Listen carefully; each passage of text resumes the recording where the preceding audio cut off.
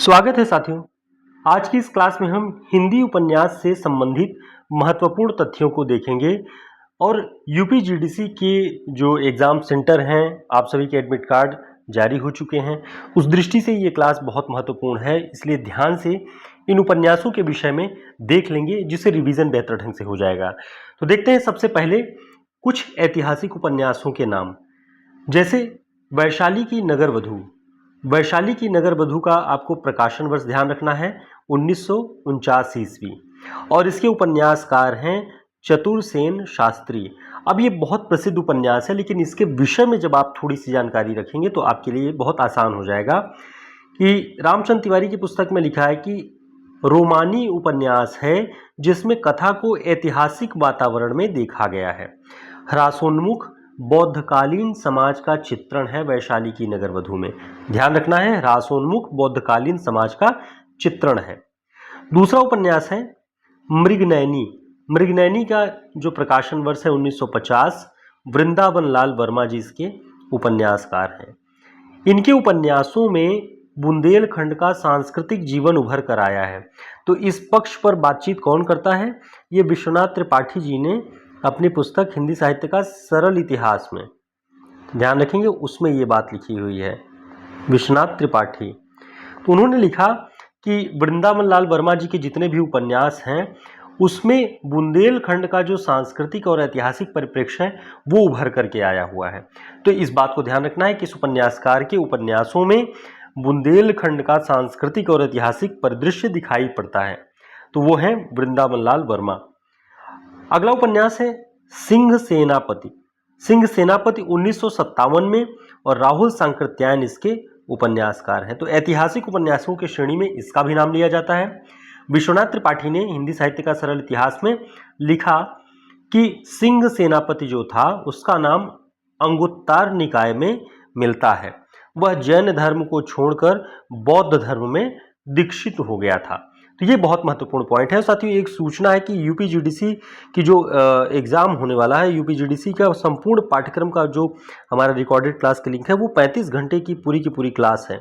आप इसे चाहेंगे तो 1.5 से 2 दिन में लगातार अपने जो पढ़ने का समय है, अध्ययन का समय, उसमें पूरे पाठ्यक्रम को सिस्टमैटिक ढंग से अध्ययन कर सकते हैं रिकॉर्डेड क्लास के माध्यम से।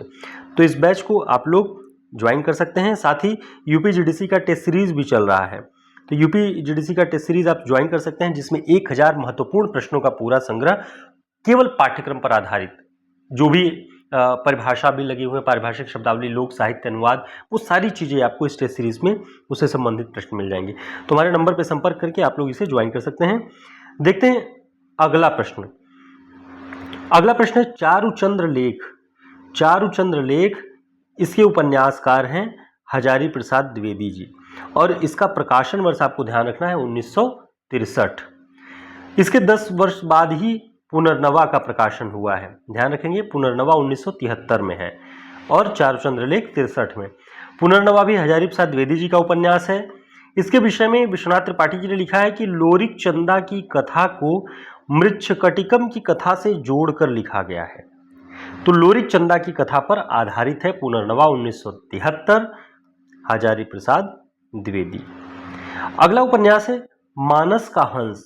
मानस का हंस का जो प्रकाशन वर्ष विश्वनाथ त्रिपाठी के सरल इतिहास में लिखा है 1974। अमृतलाल नागर इसके उपन्यासकार हैं।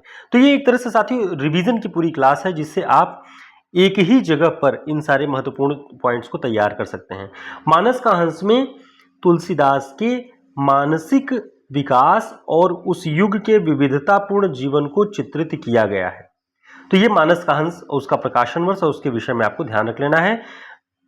900 प्रश्नों का पूरा ये टेस्ट सीरीज यूपी जीडीसी का, जो कि 5वां टेस्ट सीरीज आज है, आप सब अगर ज्वाइन करते हैं तो 500 प्रश्न आपको एक साथ मिल जाएंगे। हमारे नंबर पर संपर्क करके आप इसे ज्वाइन कर सकते हैं। देखते हैं आगे कुछ राजनीतिक उपन्यासों के विषय में। अभी हमने ऊपर ऐतिहासिक उपन्यासों के विषय में बात किया, यहाँ पर कुछ राजनीतिक उपन्यास, जैसे झूठा सच। झूठा सच यशपाल का उपन्यास है।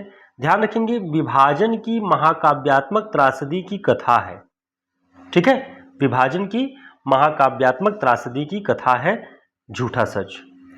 इसके बाद एक उपन्यास आपको ध्यान रखना है, पहला गिरमिटिया। पहला गिरमिटिया 1999 में प्रकाशित गिरिराज किशोर का उपन्यास है। अब इसकी कथा क्या है इस उपन्यास की? तो इसकी कथा गांधी के दक्षिण अफ्रीका, ध्यान रखेंगे, दक्षिण अफ्रीका के जीवन संघर्ष पर केंद्रित है। तो कभी भी इस तरह से पूछे कि निम्न में से कौन सा उपन्यास गांधी जी के दक्षिण अफ्रीका में जीवन संघर्ष पर केंद्रित है, तो वो पहला गिरमिटिया है।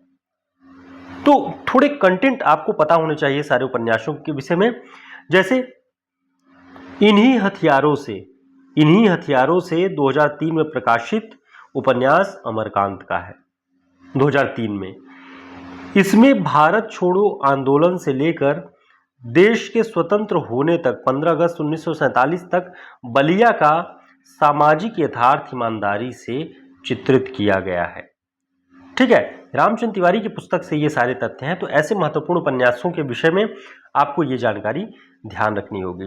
तो भारत छोड़ो आंदोलन से लेकर देश के स्वतंत्र होने तक बलिया का सामाजिक यथार्थ ईमानदारी से चित्रित किया गया है। देखते हैं अगला उपन्यास। अगला उपन्यास है एक चूहे की मौत। एक चूहे की मौत 1971 में। ये किसका उपन्यास है? बदियुज्जमा का एक चूहे की मौत। यह उपन्यास फैंटेसी शैली में लिखा एक प्रतीकात्मक उपन्यास है, यानी शैली इसकी फैंटेसी है और प्रतीकात्मक ढंग का ये उपन्यास है। इसके विषय में ध्यान रखेंगे क्योंकि आजकल ऐसे ही प्रश्न बन रहे हैं।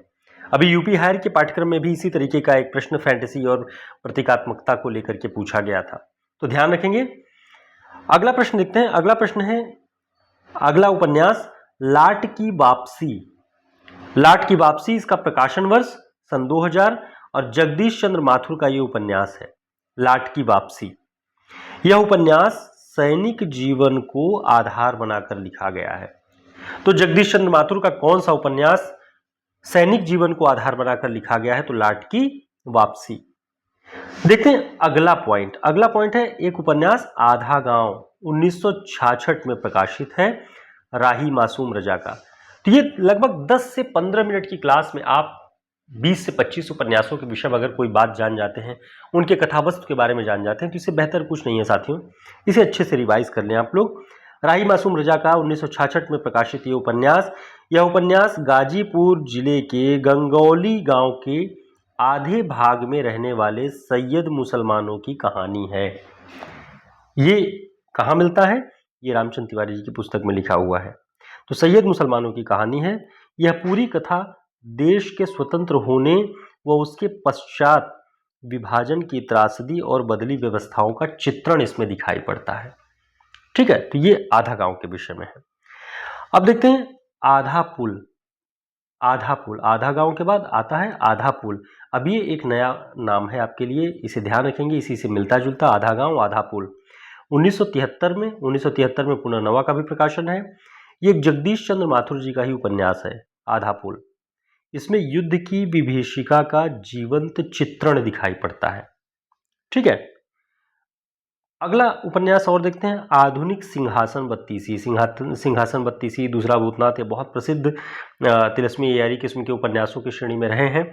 तो आधुनिक सिंहासन बत्तीसी 2003 में विशंभरनाथ उपाध्याय जी ने लिखा है। अब आपको बताना है कि दूसरा भूतनाथ 1985 में ये उपन्यास लिखने वाले कौन थे? दूसरा भूतनाथ के उपन्यासकार कौन थे? ये कमेंट करके आप बताएंगे। तो इतने महत्वपूर्ण उपन्यासों के विषय में हम यहाँ पर देख रहे थे, इन सभी को आप लोग ध्यान रख लेंगे। 8 दिन और बचे हुए हैं यूपीजीडीसी की परीक्षा के, तो आप सभी की परीक्षाओं में ये बहुत काम आने वाले हैं। ये प्रश्न आपके आत्मविश्वास को भी बढ़ाएंगे और ये भी एक भरोसा होता है कि हमने इन पक्षों को भी सारी तैयारियों के साथ पढ़ा है। तो इस टेस्ट सीरीज को ज्वाइन करेंगे तो आपको ऐसे ही महत्वपूर्ण प्रश्नों का, चाहे विचारधारा से संबंधित हो, चाहे अनुवाद से संबंधित हो, चाहे लोक साहित्य से, सभी पक्षों पर आपको महत्वपूर्ण प्रश्नों का वेब पोर्टल पर, हिंदी के विस्तारीकरण में लगी हुई संस्थाओं पर महत्वपूर्ण पूरे प्रश्नों का संग्रह मिलेगा। 1000 ऐसे ही प्रश्न होंगे। और यूपीजीडीसी की बैच, जो कि आप लगभग 35 घंटे यानी 2 से ढाई दिन का समय निकालिए और इस बीच में लगातार इन क्लासेस को घंटे, 1.5 घंटे, 2 घंटे लगातार देख करके आप पाठ्यक्रम वाइज पूरे के पूरे वीडियोस को लगातार देख के पूरा पाठ्यक्रम कवर कर सकते हैं। तो हमारे नंबर पर संपर्क करके आप लोग इस बैच को ज्वाइन कर सकते हैं। फिर मिलते हैं एक नई क्लास में, तब तक के लिए नमस्कार, शुभकामनाएं।